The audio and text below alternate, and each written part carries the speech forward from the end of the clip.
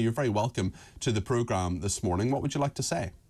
Thank you very much, Peter. I always listen to your show, and you always do a very good job on your show. That's very kind. Thank you, Melina. Thank you. No, thank you.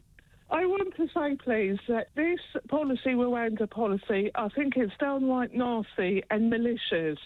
Okay. Okay. Why do you think that? Nasty and malicious. That's quite a. Those are strong words, Melina. Why do you think that? Because it's all headlines grabbing, okay? It's all headline grabbing. It's all about their own interests and to do it all. It's not nice towards people. Process them in wherever you've picked them up at. Because for me, the courts, they will never, ever allow this. The legal courts in the UK will never allow this to happen. And if they do allow it to happen, okay, the airline pilots themselves will never fly the planes. Yeah, well, a lot of airlines have said they won't be taking those asylum seekers to Rwanda. It's in terms of the government, it's a very difficult one for them. Do you think just the Rwanda policy should be abandoned, or what do you think should happen? Yes, I think it should be abandoned. And I think it should be, you should start again from scratch, but have a group of people there with a group of vested interests. So, for example, you would work like with charities that work with asylum seekers, you would work with the Home Office, you would work with the airline companies, and you would work with the lawyers. You would all sit down together, have a meeting together, and decide the best course of action of what to do. Okay, Melina, thank you very much indeed for your thoughts. Really appreciate that. Melina, give me a call on 0344 499 1000. You can do the same thing. That's exactly what Gary's done. He's in Ipswich. You're very welcome to the programme. Gary, what would you like to say? Hello, Peter. I think we should just scrap this Rwanda plan. They've talked about this for how many years now? Nearly 3 years? 3 prime ministers, Gary. Were you ever in favour of it, or are you just sick of it? Or what's your thought process been in the kind of 2 or 3 years that we've had this policy? I just think it's a waste of money. There's far too many people involved in getting rich out of this. Peter Lilly talked as if he knew that even if they passed it, there'd be more bumps and whatever. Yeah, legal threats. I think he's right, though, don't you? No, he's right, but I listen to MPs. They come on here saying we're going to back this plan. It's the right thing to do, and then I think, hang on, that they haven't got a clue how much money this is all costing in terms of when you look at the big picture. If we just got the people in the water, sent them back instead of putting them onto our boats to bring them in, we can then do away with this, and then we can then look at the people that are here and make plans for those people that could be flown back to their own countries. But we don't. We keep having these side shows, and it's like they don't want to talk about the real issue, and it's all done on purpose, Peter.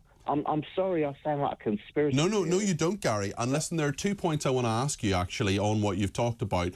The first one is processing. I mean, you mentioned processing. There's something like 175,000 people in our country at the moment, often sitting in hotels, 3- and 4-star hotels, which, you know, a lot of people in the cost of living crisis can't afford to go to or stay in, even if they wanted to, or even go for a nice Sunday dinner or something like that.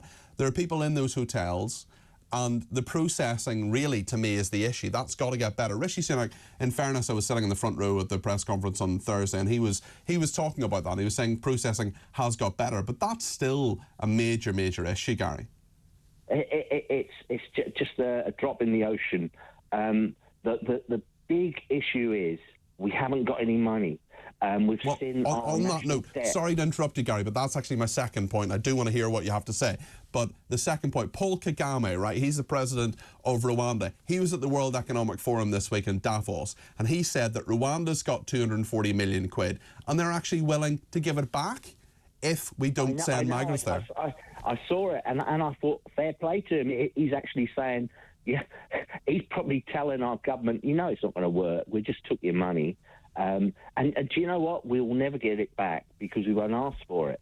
And that's how we work in this country. We seem to think the public money is for some big government policy just to spread all around the world or spread into government think tanks, lawyers. all the people that make up this crazy world of ours, and the people have no say in what's going on.